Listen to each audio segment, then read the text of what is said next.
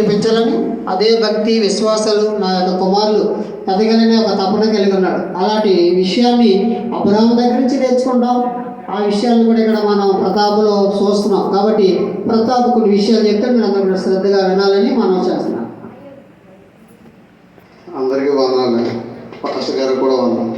ఇద్దరికి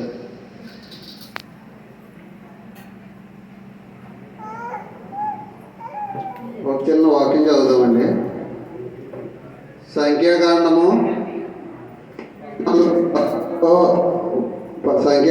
14వ అధ్యాయము 30వ వచనం.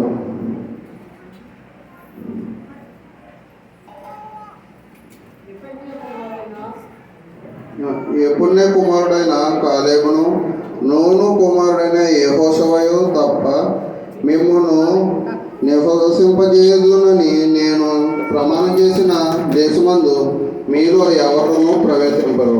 ఇది ఈ వాక్యం చెప్పడానికి కారణం ఏంటంటే అండి, యాక్చువల్లీ ఈరోజు 2 ప్రోగ్రామ్స్ అండి. ఒకటి గృహప్రవేశం, నెక్స్ట్ ఒకటి ఏంటంటే దేవుని కృపను దేవుడు ఇచ్చిన సంతానం. యాక్చువల్లీ ముందు మా అబ్బాయి, ఇప్పుడు కూడా దేవుడు అబ్బాయిని ఇచ్చాడు. అయితే ఈ వాక్యం చదవడానికి గల కారణం ఏంటంటే, ఈ వాక్యంలో మనకి 2 వ్యక్తులు కనిపిస్తున్నారండి. ఒకరు యెహోషువ, ఇంకొకరు కాలేబు. అయితే ఈరోజు నా 2వ కుమారుడి యొక్క పురుడు ఫంక్షన్ కదా, అతనికి పేరు కూడా నేను పేరు ఏంటంటే కాలేబు చిన్నానండి. అంటే మొదటి అబ్బాయి పేరేమో యెహోషువ అండి, అంటే యెహోషువ. రెండో అబ్బాయి పేరేమో కాలేబు అండి. సంఖ్యాకాండం 14:30.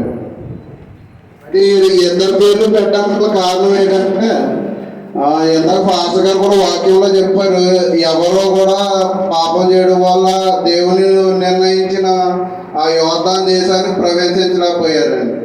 కానీ నేను కూడా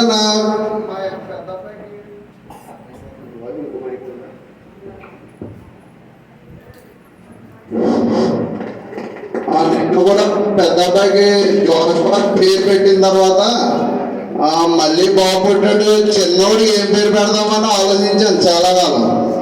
అది 1 రోజు 2 రోజులు ఏదో యాదృచ్ఛికంగా పెట్టింది కూడా కాదు. పెద్దోడికి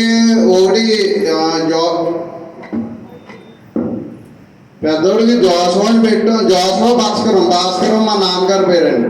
అయితే చిన్నోడికి కూడా దేవుని పేరు వాళ్ళ తాత పేరు కలిసి చంటిబాబు పేరు కలిసి ఇలా పెడదామని చెప్పి కాలేబు చందన్ అని పెట్టాను అన్నమాట.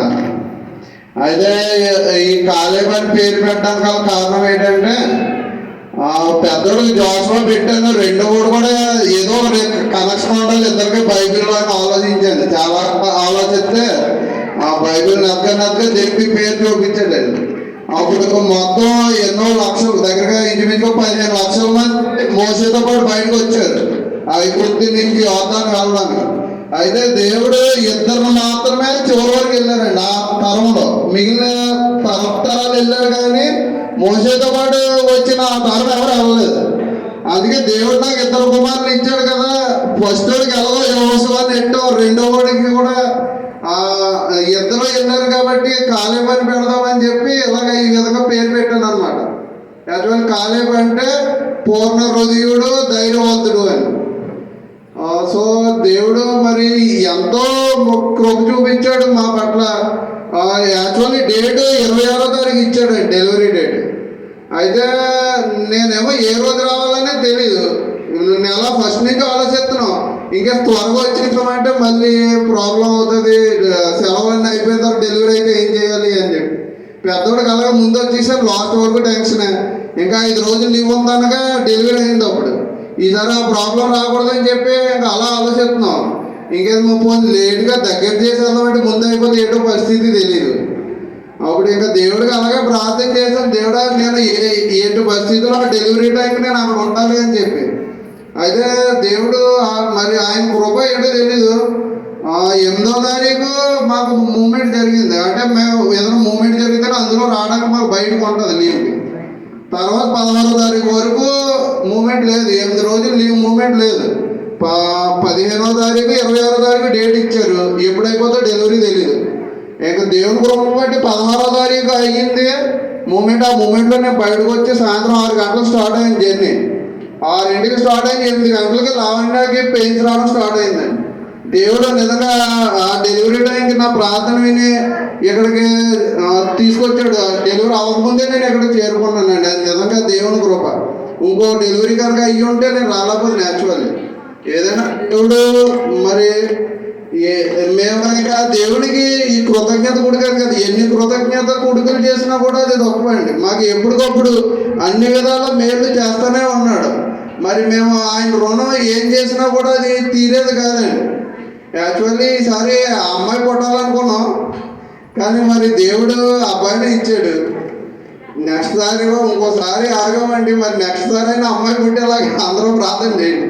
ఎందుకంటే మేము 3 మగవాళ్ళు, మాకు ఆడపిల్లలు లేని బాధ ఏంటో తెలుసు. ఇప్పటి నుంచి చెల్లి లేదు అన్న ఫీలింగ్, మా అమ్మ కూడా కూతురు లేదనే బాధ.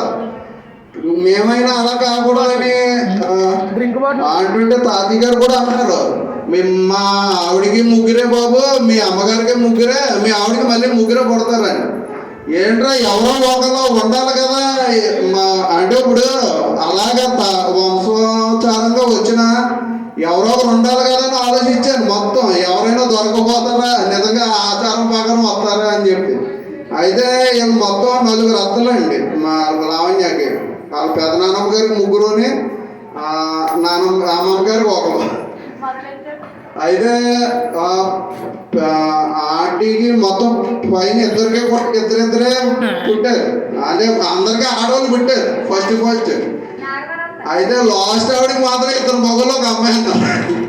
ఓకే, ఈవిడ ఆమె రావాలి మా ఆవిడకి అని చెప్పి మీరు అందరూ కూడా మళ్ళీ నెక్స్ట్ సార్ ఆ అమ్మాయి పుట్టాలని ప్రార్థన చేయాలని కోరుకుంటున్నానండి.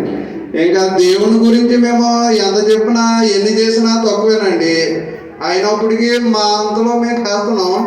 ఇంకా మా కుటుంబాన్ని ఇలాగే ఆశీర్వదించాలని, అలాగే మా బామ్మర్ది కూడా స్థిరపడి గొప్ప స్థాయికి ఎదగాలని, ఇంకా మా ఫ్యామిలీలో ఇంకా చదువుకున్న వాళ్ళు కూడా చాలా మంది ఉన్నారు, అందరూ కూడా స్థిరపడాలని మీరు అందరూ కూడా ప్రార్థన చేయండి. ఇక్కడికి మా అందరి కోరిక మీరు వచ్చిన దానిపై నిమిత్తం మీ అందరు కూడా పేరు వందనాలు తెలియజేస్తుంది. చక్కటి మాటలను తెలియజేశాడు ప్రతాపు. చాలా